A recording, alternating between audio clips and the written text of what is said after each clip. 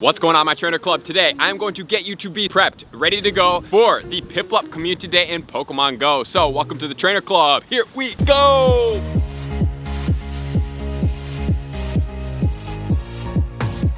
Welcome back, everybody. Let me know in the comments below, are you psyched for the Piplup Community Day? Because I absolutely love the shiny. I think it's amazing. And plus, it's a pretty unique water and steel type Pokemon. So today, I'm gonna give you a quick video to start getting you ready and prepped to have everything ready to go for the Community Day coming up, because we are in line as far as all of my predictions. If you haven't seen my total predictions in 2020, you definitely want to check this video out because we are ready to go. I can't wait and really hope that my next February one is going to line up. Even though we did get the shiny Gibble, please let me know in the comments below what you also think the next Community Day is going to be. And if you think Gibble is still viable for one, even though the shiny has been pre-released. And this will be the test. Is this actually going to still hold weight, or are they going to change it up on us? I can't wait to see. But now we're gonna get into everything we need to know as far as Piplup Community Day to have you pre-prepped on the way up to the event, because we only have about a week and a half until it goes down. So let's get into it right now. As far as the timing goes, this is actually gonna be the first Community Day that they have been working on,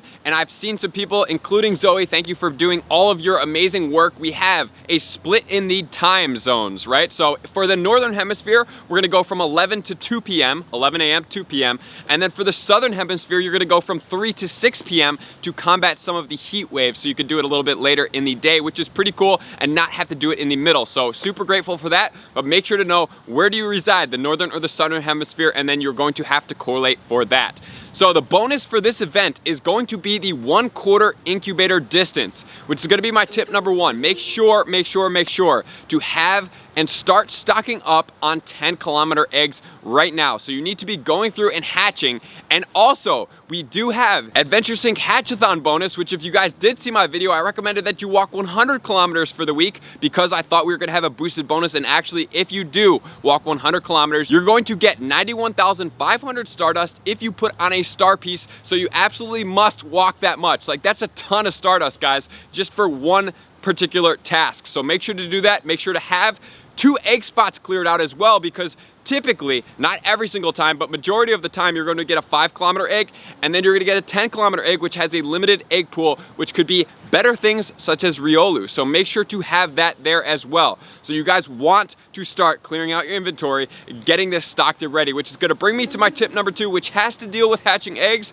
but you have to start stocking up Adventure Sync in the background. I'm sure if you guys have seen my videos before, you understand what I mean. What I mean, if you don't, you basically turn on your Adventure Sync, make sure everything's good and gravy, then you're gonna go in there and turn it off and shut the game, meaning you have to absolutely close the entire game. You can't have a gacha on, you can't have it running in the background, and then you're gonna go and do activity with your phone in your hand, because this is going to simulate movement. It's going to track the kilometers in the background. We need to stock up at least 2.5 kilometers, because if it's 1/4 egg distance, we wanna hatch all of our 10-kilometer eggs at that time. So we need to have 2.5 kilometers that when the day starts, we can go in and we can hatch all these eggs immediately. That's what I would suggest doing, because then we are going to be able to get the 2-kilometer eggs that are going to be hatching the potential to get the shiny Piplups during Community Day. So you want to do that, which is going to bring me to my tip number 3. You're going to want to save up some coins, because you're going to want to have the glacial lures to be able to pop. So during this Community Day, I highly suggest that you guys invest. And if you took advantage of some of the other boxes that were out there during the day where we had the cryogonal spawning as well as the Regice, you guys were able to get those 4 premium lure modules in the boxes. So that's definitely something that you wanted to stock up on. I stocked up on some, so I highly suggest that during this Community Day that you guys drop glacial lure modules. So that's really what you want to do. Stock up on your coins so that you can maybe buy one, because if you start hitting 50 coins per day from your gym's system right now and you don't have any coins and you don't spend money on the game, you'll be able to go in there and you'll be able to purchase at least 1 premium lure module, which is going to be the glacial lure module, because the ice and the water is something that's going to come out of there. So that's what you want to do. And plus, they spawn Pokemon faster, which is why I suggest doing that as much as possible. So having those for 3 hours is super crucial. You have your 10-kilometer eggs stocked up, and there's no official move, but if it goes in line as every single starter does, it's going to get Hydro Cannon, which is actually going to give it a pretty good boost in PvP. In the Great League, it's going to be 62nd place if it does get the Hydro Cannon, and then in the Ultra League, it's going to be 31st place, which is super effective. And since it's only gonna have 3 weaknesses, which are gonna be ground, fighting, and electric, it's gonna be double resistance to a couple things with a myriad of other resistances as well. It's gonna be a pretty effective Pokemon. Really like the look when it's only a few weaknesses and a long list of the resistances, because then it really gives you weight when you're going to be battling with it.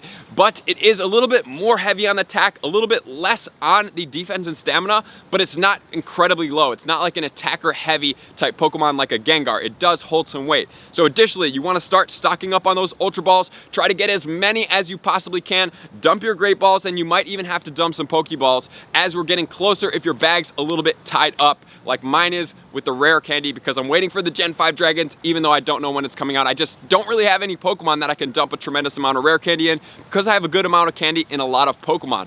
So get your Pineapple Berries too, because if Piplup is rare for you like he is for where I am, I usually see grass Pokemon as #1. Fire and water are less common. I'm gonna wanna get as many candy in this particular day as possible, because I just want to have as much candy as possible.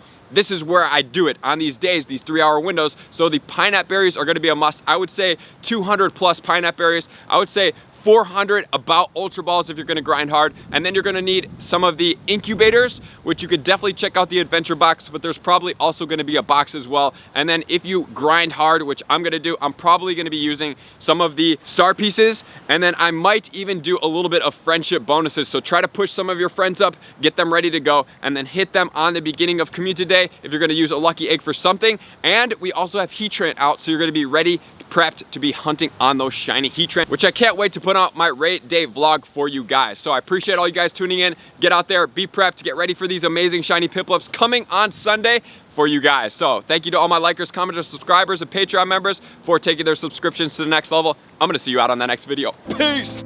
I just want to take a moment and sincerely thank all of my Patreon members, everybody that has taken their subscription to the next level and chosen to support me on this platform. I greatly appreciate you guys.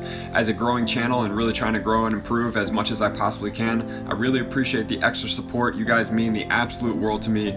I cannot wait to connect with you soon, and I appreciate you guys all for being a part of the Trainer Club. I will see you guys out on the next video.